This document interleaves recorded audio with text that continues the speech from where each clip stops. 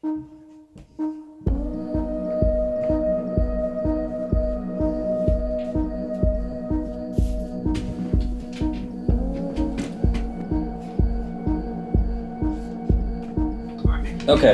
let's do this, yeah.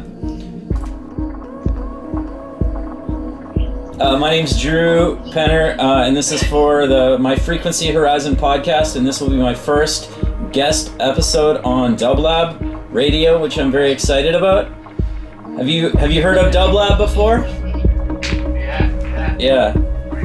I just checked out your profile on Instagram and your podcast. Oh yeah. Very cool. Yeah, it's kind of a labor of love that I started back in Vancouver Island, and when I used to live there at a community radio station in Tofino on the west coast of Vancouver Island, and I've actually continued it now that I've moved to California. I was in Los Angeles for a few years, and I've just now moved to Santa Cruz. You ever been out here? Okay. I've never been. I've just been to LA. We just played in LA twice, but I haven't seen San Francisco. But I haven't seen anything else from California so far, unfortunately. I wish I could. Yeah. Basically, like it's I don't know, an hour or two out, on the coast outside of San Francisco, and a lot of electronic music fans here, including my roommates. My brand new roommates are very into electronic music, and they were very excited to hear that I was going to be interviewing you. So, thanks for taking the time with me. I recently took a trip down to Mexico with this with a German dude who works on LED displays for events and stuff like that, and I kind of reminded me of the rad global perspective I've always found you Europeans, particularly Germans, tend to have. By the way, he was my roommate, so it was totally COVID friendly and everything going on. We were in the same COVID bubble already. But I actually brought my synthesizer while I was there and managed to do some random recordings. And I sort of found that being in a new setting actually brought out new musical results. And I was kind of wondering if you prefer to record at home, or if you ever sort of go out on the road and bring some synths with you and mess around elsewhere for positive results yourself. Sure. Yeah. Usually. It really depends. No, at the moment I'm obviously not touring, so I'm here at home and produce my music here. But yeah, usually when I'm touring, I have my setup with me. I also use on stage like a drum machine, and another drum machine, and a synthesizer, a Nord lead. So when I'm in a hotel or something, I just sometimes I put it on when I have an off day or something and play around, and some really good ideas were showing up doing that. And also, and I also have another studio in a small cabin outside of my town here. So sometimes I go there and I also work there, just to catch some ideas sometimes and get inspired by the nature around there. What do you think is an example of one of your older tracks, or maybe one of the newer ones that you've actually used that kind of process on? On the latest album, I would say Luz is something I made on tour, because it was the time when last year I was touring in Scandinavia, and I met a friend of mine. She's called Manke, she's a singer, and basically I was touring, but then I had a few days, I stopped in Stockholm and I met her, and she has a studio there, a little bit out of the town, also in a beautiful place, and we were just jamming, and we came up with the song Luz. So that was the first idea, or the first thing I made for the new album, and it was just a rough sketch, like 30 seconds, but back home I worked that out for as a proper song. So I would say that's something I made on tour, basically. Oh, that's awesome. What's it like living there? You live in the Darß peninsula, right? Yeah, right. It's just 300 meters to the sea from here.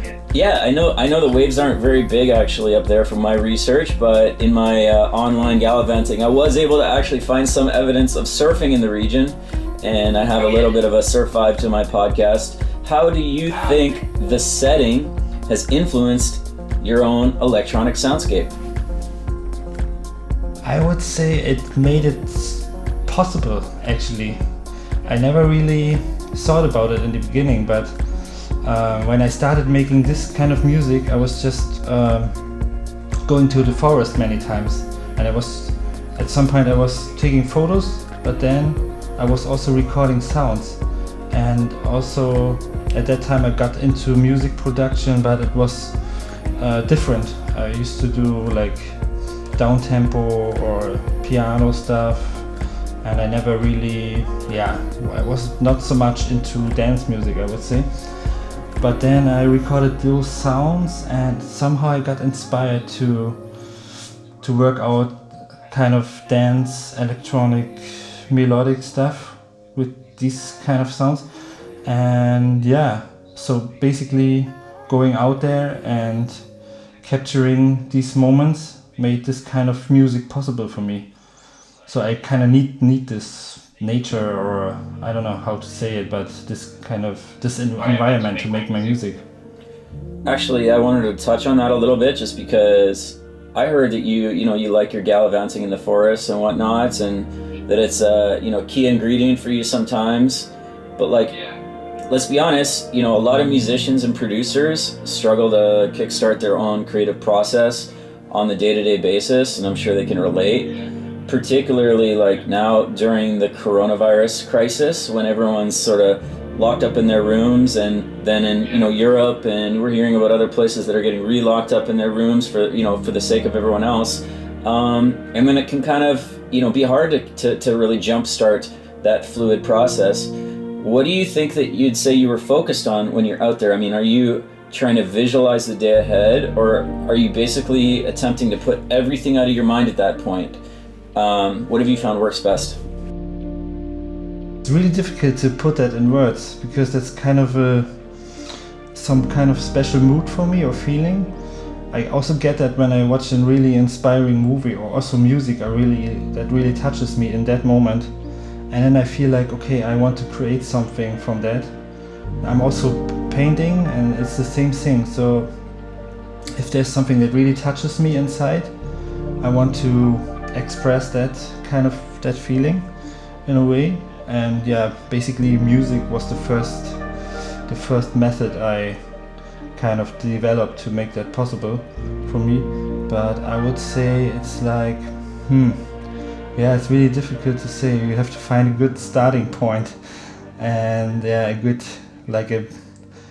you need to know your tools, of course, but also you need just to follow your heart in a way, keep doing what you love, and don't I mean, in the beginning many people were saying this is not working as dance music, people cannot dance to this kind of stuff, it's too slow, it's not not pushing really, I remember playing my first live shows. Some people were confused because of this kind of sound, but now it's very popular, and everybody many people can relate to that stuff. So just follow what you feel like, and I would say that's the best thing.